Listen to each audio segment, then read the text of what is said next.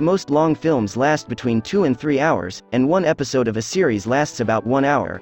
But video games are unique compared to other hobbies and do not meet a specific standard in this area. In fact, video games may take 400 to 400 hours, even less and more, of your time and are drastically different from the other in this area. Also, there are games that can entertain their audiences for a long time after they are finished, and there are games that are basically based on repetition. Of course, each of these approaches attracts a different set of audiences, but in recent years we've seen changes in the video game industry, and these changes help a game use its longevity as an advertising winning leaf. The most striking example of this type of marketing is Techland's latest studio game, Dying Light 2, Stay Human, which claimed to have more than 500 hours of content. Another example of such marketing was seen in the showcase of Xbox and Bethesda, Starfield, which is said to have more than 1,000 planets that gamers can explore during their space travels. But is quantity always good? It's not necessarily good, and like many things, there are two sides to this argument. Unlike movies or series, a lot of money is paid to buy a video game.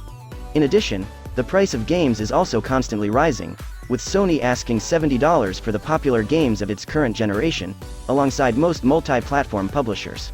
So when you spend such money on a product, you naturally like to spend a lot of time experiencing it. In fact, when titles including The Witcher 3, Wild Hunt can entertain you for hundreds of hours, paying $70 at all for a game that's only a weekend your guest doesn't seem rational. Of course, there are conditions for a long game to be a good and valuable game at the same time.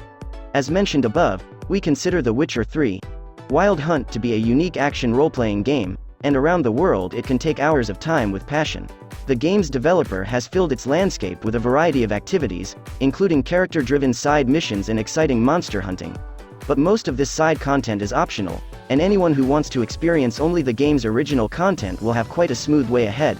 Of course, doing this optional content is by no means free of grace and can multiply the value of the game experience.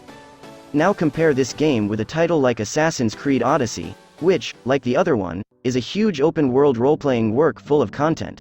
But unlike The Witcher, this free world forces gamers to spend a lot of time doing side content so they can finally achieve major missions. This way, the process of completing the game can be frustrating. Also, having undesirable promotion mechanisms causes a game to become unconventionally prolonged and lose its fun. The overall speed of the game in a long game is of great importance, and the importance of this issue will increase when the gameplay does not change much during the campaign section. Red Dead Redemption 2 is a great example in this area that sees drawbacks even with plenty of strengths. For example, compulsory parts in the game such as Guarma negatively affect the speed of the game because they play little role in the totality of the game.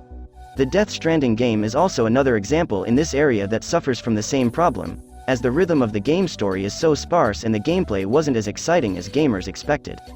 But there are games that use every single moment to give the audience a great experience. A game such as Hellblade: Senua's Sacrifice is one of these titles that, in its short time, can create an intimate connection between gamers and the hero of their story.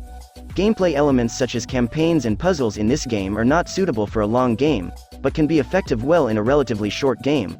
But again, a fundamental question arises in this regard, and the question is, should short games be sold at the price of a whole game or not? Good examples that can answer this question are games like Max Payne 2 and The Order, 1886. Each of these titles has reliable strengths, but when you try to evaluate them against the money you spend on them, you will certainly be hesitate. Another game like Dishonored could have been called into question because the part of its campaign was short, but the structure of the game is so repetitive that it prevents it. Overall, long and short games have sets of positive and negative features in themselves, and none can be decidedly better than the other. Everything depends on the quality of the experience a game offers and whether it can still be experienced after viewing its final headline. Due to the growing popularity of subscription services such as Xbox Game Pass, one can hope that the quantity of a game will be replaced by quality, as it will not be important to be long or not due to the lack of separate amounts for each game.